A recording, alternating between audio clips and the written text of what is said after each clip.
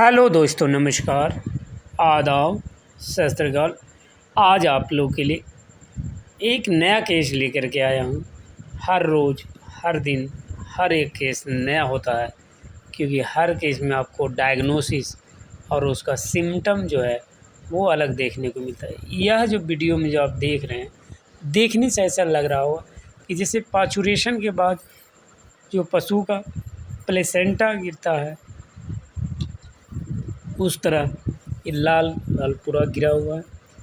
यह जो है कॉक्सीडियोसिस नामक बीमारी है, जिसमें गोबर के जगह केवल और केवल खून आता है। और ये इसका देखिए डायग्नोसिस किया जा रहा है। ये इसका टेम्परेचर लिया जा रहा है। डायग्नोसिस बहुत ही ज़रूरी है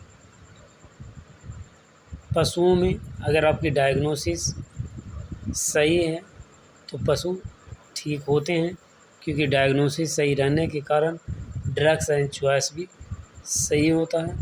और इस पशु का जो है टेम्परेचर नॉर्मल है, और इसका जो है 3 दिन से हल्का हल्का गोबर में खून आ रहा था, और उसको 24 घंटा से लगातार केवल और केवल खून ही पशु के रेक्टम के द्वारा आ रहा है। और थोड़ा थोड़ा गोबर करने की कोशिश कर रही है, लेकिन गोबर की जगह केवल म्यूकस और खून आ रहा है। यह एक ब्लड प्रोटोजोअल बीमारी है, जिसमें कॉक्सीडियोसिस कहते हैं। इसका लक्षण पशु को गोबर में पहले शुरुआती अवस्था में हल्का बूंद बूंद खून आता है, उसके बाद उससे ज़्यादा आता है, उसके बाद और ज़्यादा होता है, उसके बाद धीरे धीरे केवल और केवल गोबर की जगह खून ही आने लगता है, जिस तरह आप वीडियो में देख रहे हैं। तो इसका इलाज किस प्रकार किया जाता है? इसमें सबसे बड़ा कन्फ्यूजन डायग्नोसिस में होता है। बहुत लोग इसे बैक्टीरियल भी समझते हैं और इसका इलाज बैक्टीरियल के रूप में करते हैं। इस पशु को लगातार इलाज किया गया, लेकिन गोबर में कोई सुधार नहीं हुआ।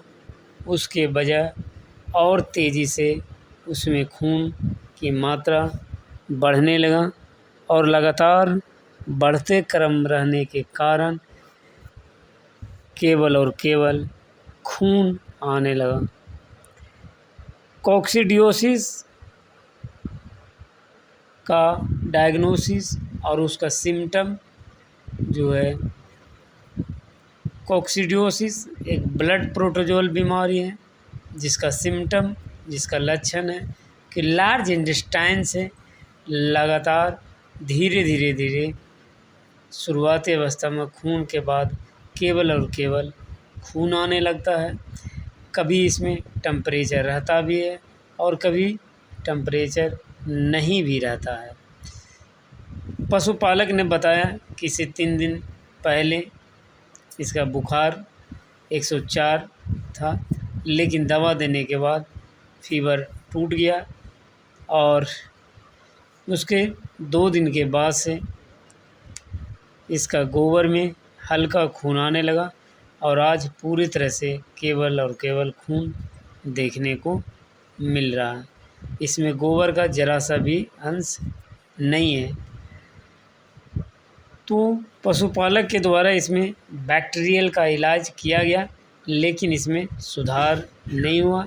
अगर कॉक्सीडियोसिस बैक्टीरियल होता तो ये ज़रूर सुधार होता, क्योंकि पशुपालक के द्वारा जो मेडिसिन दिया गया, वो मेडिसिन बैक्टीरियल ट्रीटमेंट के लिए था, और उसमें कोई सुधार नहीं होने का कारण है कि यह एक प्रोटोजोअल बीमारी था, जिस वजह से उसका गोबर में जो खून था वो आना बंद नहीं हुआ। इस तरह के डायग्नोसिस में आप पशुपालक से हिस्ट्री ज़रूर लिया करें। उससे आपको ये पता चलेगा कि ये कितना दिन से पशु बीमार है और पशु का शुरुआती अवस्था क्या था और आज का जो स्थिति है वो क्या है। क्योंकि पशुओं में अगर आपकी डायग्नोसिस सही है तो ड्रग्स एंड चॉइस भी सही होगा और लाइन ऑफ ट्रीटमेंट भी सही होगा। तो इस तरह करके आप डायग्नोसिस ज़रूर करें।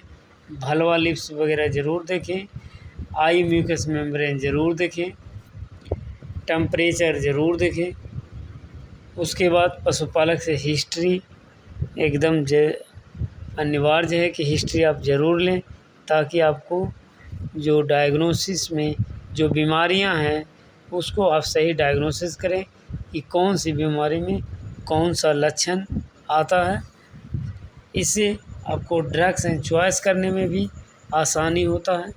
इस तरह के समस्या के समाधान के लिए आप अपने नज़दीकी और अनुभवी पशु चिकित्सकों से संपर्क करें, ताकि अधिक से अधिक पशुओं को बचाया जा सके।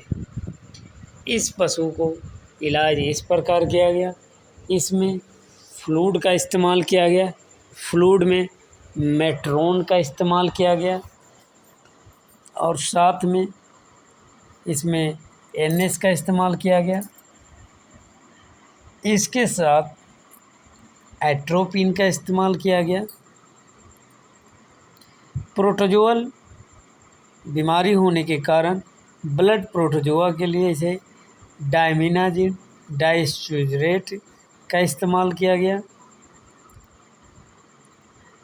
साथ में इसे एक्रिफ्लाविन का इस्तेमाल किया गया और इसमें कॉन्सिप्लैक्स का भी इस्तेमाल किया गया और साथ में इसका इस्तेमाल किया गया। इसमें मॉक्सिफ्लॉक्सासिलिन का भी इस्तेमाल किया गया, सीपीएम का इस्तेमाल किया गया। एनाल्जेसिक के लिए इसमें फ्लोक्सीमाइन का इस्तेमाल किया गया, साथ में कॉर्टिकोस्टेरॉइड का भी इस्तेमाल किया गया। इतना देने के बाद देखिए 12 घंटे के बाद पशु का जो गोबर है वो पूरी तरह से ठीक हो गया और पशु जो है वो चारा भी खाने लगी और पूरी तरह से भर भर के चारा खाने के लिए इसे में 2 से 3 दिन लग जाता है। इसमें बी कॉम्प्लेक्स और सीपीएम का इंजेक्शन लगातार 3 दिन और दिया जाएगा।